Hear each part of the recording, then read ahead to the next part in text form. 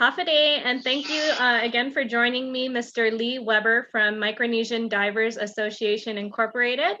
Um, you know, in recognition of National Veteran Small Business Week, we're happy to be featuring your company and talk about some of the accomplishments, challenges, and maybe some obstacles that you may have encountered as a veteran entrepreneur.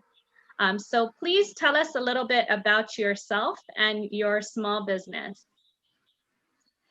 Well, I was medevaced here to Guam in 1968 from Vietnam. And then I was stationed here at U.S. Naval Hospital. I was a Navy corpsman. Before being stationed here, I was attached to the Marine Corps with 3rd Reconnaissance Battalion in Vietnam. I really liked Guam, and so I decided to stay, met my wife here, and I've been here ever since. I was the publisher of the Daily News for 24 years. I ran USA Today, International for all of Asia for 5, and I was the president of Gannett Pacific and publisher and president of the Advertiser in Honolulu for 3 years before I retired and bought a dive business. Wow, that's awesome. And how did you come about with the small business that you have today, the Micronesian Divers Association? When I retired, actually back in 2007, Pete Peterson and I were good friends for years and years, and I taught diving through his shop for many years. And I always loved diving, underwater photography, and writing. And so I figured when I retired from the writing side, which I really didn't do because I still write, but professionally, I guess from a making a living standpoint, I decided that I could do something else. And I've always believed that if you do what you enjoy, you can make a living at it.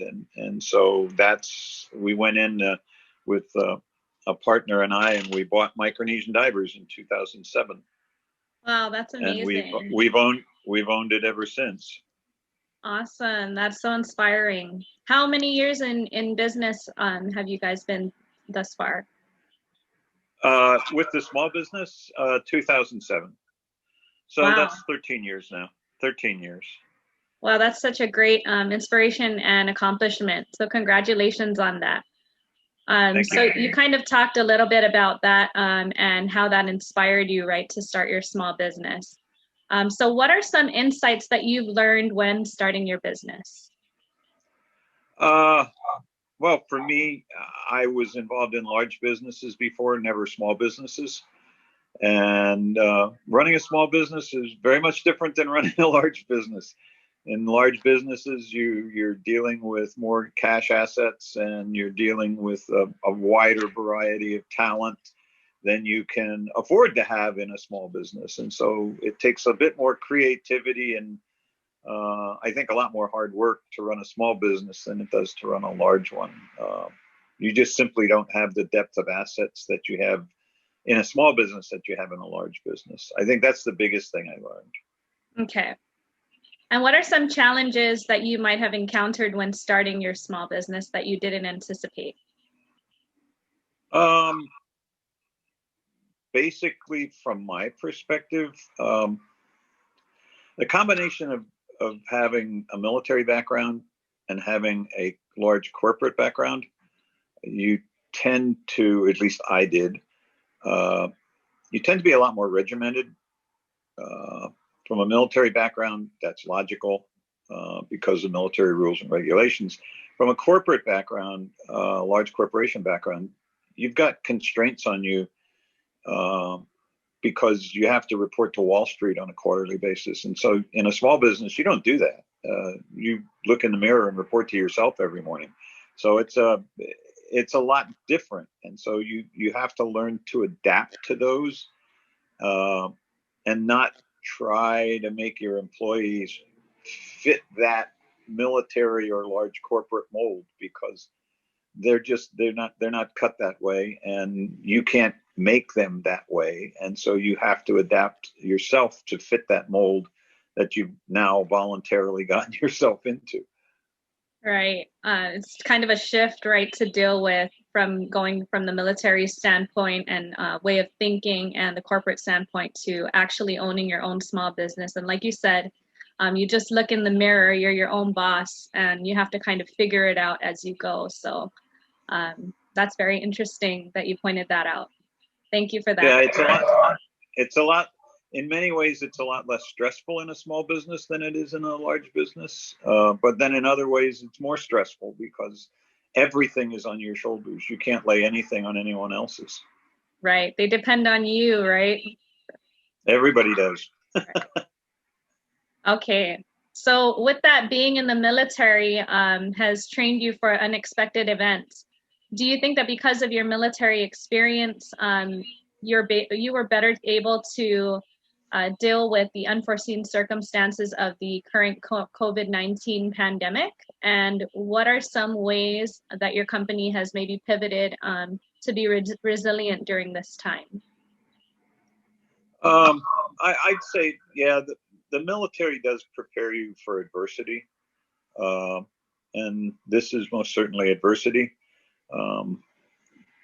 For me personally, these lockdowns have brought back memories. I was the caisson during the siege, so we were surrounded for 77 days and couldn't get out, and so we were sort of locked down as well. And so that, in that sense, my mind could actually adapt to the lockdown fairly simply. I think that the from a company pivot standpoint, I think you learn to, as is so traditionally put, adapt and overcome. I think you find out what can you do, what's within the parameters of what you're capable of doing, and then settle for the reality that that's what you have to deal with.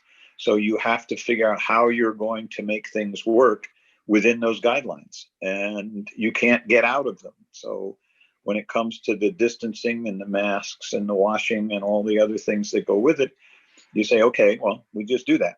And you make changes within what you do to make those work. That's all. I mean, there really isn't much alternative. If you don't listen, well, you get shut down. So, or someone becomes ill, and you don't want either of those two things to happen. True. Is your company open right now during this time? Yes, we opened up a handful of weeks ago. We were closed, and then we were open, and then we were closed, and then we're open again. And we operate on the naval base, and so we have to follow their parameters too. So we just recently opened down at Navy. So we're back open with our shop down there, okay, which is a good thing. So. Yes, that's great. That's great to hear. I'm glad that you guys are able to operate even during the PCOR one, and of course, following the necessary guidelines. But that's kind of just what all businesses have to do during this time, is just find ways to pivot and adhere to all of the regulations and just move forward, really. So. Yep, you're absolutely right. You either move forward or you stop or go backwards, one of the three. Right, exactly. Okay, so as we wrap up, do you have any advice that you can give to maybe new and aspiring veteran entrepreneurs? Yeah, I think you have the background from your military training to make things work. The real key is up to you. Do you want to make it work? And then find people that maybe fellow veterans who are in business, have been in business for a while, buy them a cup of coffee and say, hey, how would you do this if you faced it? And ask them. And 99.9% of the time, they're probably going to be more than willing to share with you. So take advantage of it and go to the SBDC and get good advice, because that's what they're there for. Thank you very much, Mr. Weber. It was a pleasure speaking with you today. Thank you again for your service in the military. And we wish you continued success in your business, in your small business. Happy National Thank you very much. Business Week to you. And, we're proud to celebrate your accomplishments. So thank you again. Thank you very much. Thank you. Okay.